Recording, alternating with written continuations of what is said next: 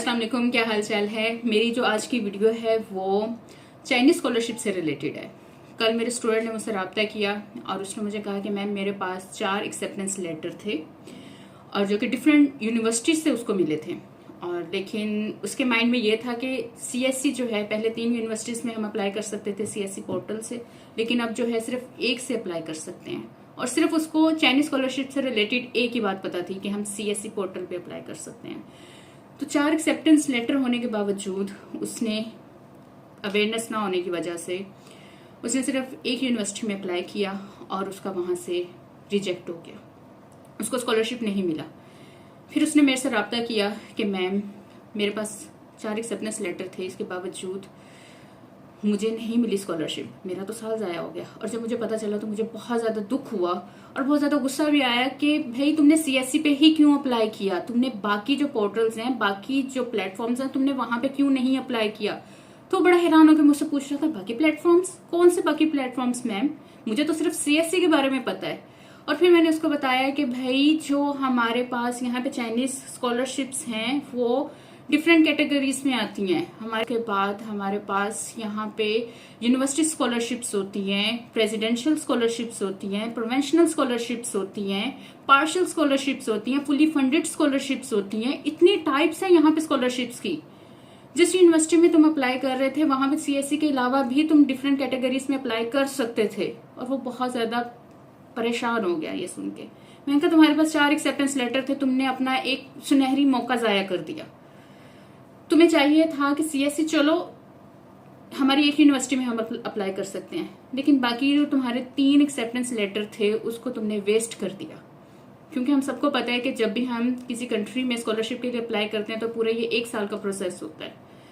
ये चाइना की अगर बात की जाए तो ये सितंबर में स्टार्ट होती हैं स्कॉलरशिप्स की जो डेट होती है, एडमिशन डेट, और ये कहीं जाके मार्च में ख़त्म होती हैं। और फिर 3-4 माह का प्रोसेस होता है, फिर एक्सेप्टेंस मिलती है, उसके बाद एडमिशन लेटर होते हैं और सितंबर में आपका सितंबर इनटेक में एडमिशन हो जाता है। तो ये पूरे 1 साल का प्रोसेस होता है और वो बेचारा पूरा साल इंतजार करता रहा।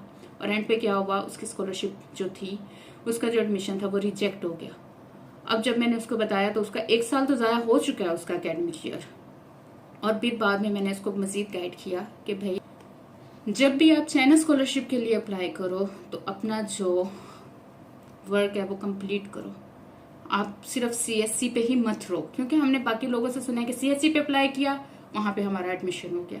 लेकिन जब आप यूनिवर्सिटीज को सर्च करते हैं वेबसाइट्स पे तो आप उसके सीएससी के अलावा भी देखा करें कि ये यूनिवर्सिटीज जो है वो और कौन कौन सी स्कॉलरशिप्स हमें दे रही हैं, और फिर आप उन पे अप्लाई करें। जैसे उस बच्चे के पास 4 एक्सेप्टेंस लेटर थे, एक उसने सीएससी पे अप्लाई कर दिया अपनी बेस्ट यूनिवर्सिटी को देखते हुए, बाकी के जो 3 एक्सेप्टेंस लेटर्स थे उसको चाहिए था कि वो डिफरेंट यूनिवर्सिटीज जो थी जहां से उसको मिला था उन्हीं में ही वो अप्लाई करता। क्योंकि हर यूनिवर्सिटी अपनी तरफ से भी स्कॉलरशिप्स देती है, फुली फंडेड होते हैं, पार्शियल होते हैं, डिफरेंट टाइप्स होती हैं, प्रोवेंशनल होते हैं। कहीं ना कहीं उन्होंने उसको एडजस्ट कर देना था और उसका 1 साल ज़ाया नहीं होना था। अब मैंने उसको मजीद गाइड किया और मैं आप सबको भी यही कहूँगी कि जब भी आप चाइनीज स्कॉलरशिप के लिए अप्लाई करें तो अपना जो फील्ड वर्क है वो आप कंप्लीट करें, ताकि आपको पता हो अगर आपके पास एक्सेप्टेंस लेटर है या नहीं है। आपके माइंड में ये चीज़ें पता होनी चाहिए कि सीएससी के अलावा भी और भी बहुत सारे पोर्टल्स हैं, वहाँ पे आप अपनी स्कॉलरशिप के लिए अप्लाई कर सकते हैं। और जब भी आप अप्लाई करें तो कोशिश करें, इनकी कोई लिमिट नहीं है। सीएससी की हमारी एक ही लिमिट है कि हम एक यूनिवर्सिटी में अप्लाई कर सकते हैं, लेकिन डिफरेंट यूनिवर्सिटीज़ में जब आप अप्लाई करते हैं यूनिवर्सिटी बेस पे तो वहाँ पे उसकी कोई लिमिट नहीं है। तो जब भी आप स्कॉलरशिप के लिए अप्लाई करें, कंपटीशन बहुत ज़्यादा टफ है, तकरीबन 10 से 15 यूनिवर्सिटीज़ में आप अप्लाई करें, कहीं ना कहीं से तो आपको रिस्पॉन्स आएगा। इससे क्या होगा, आपका 1 साल ज़ाया नहीं होगा मेरे स्टूडेंट की तरह। और पता नहीं कितने ऐसे स्टूडेंट्स हैं जो कि अपने 1 साल या पता नहीं कितने साल ज़ाया करके बैठे हुए हैं इसीलिए कि हमारा स्कॉलरशिप नहीं हो रहा। वो इस वजह से स्कॉलरशिप नहीं हो रहा कि उन्होंने अप्लाई नहीं किया, बल्कि इस वजह से नहीं उनका स्कॉलरशिप हो रहा कि उन्हें पता ही नहीं था कि उन्होंने अप्लाई कैसे करना है और किन यूनिवर्सिटीज़ में अप्लाई करना है। उम्मीद करती हूँ कि आपको ये क्लियर हो चुका होगा कि हम सिर्फ एक ही यूनिवर्सिटी में अप्लाई नहीं कर सकते, हम काफ़ी यूनिवर्सिटीज़ में अप्लाई कर सकते हैं। तो नेक्स्ट टाइम जब भी आप अप्लाई करें तो अपना जो एम है, एक या लिमिटेड यूनिवर्सिटीज़ मत रखें। आप एक से ज़्यादा यूनिवर्सिटीज़ में अप्लाई करें, कि ताकि कहीं ना कहीं से आपको रिस्पॉन्स मिले और आपका जो एकेडमिक ईयर है वो ज़ाया ना हो।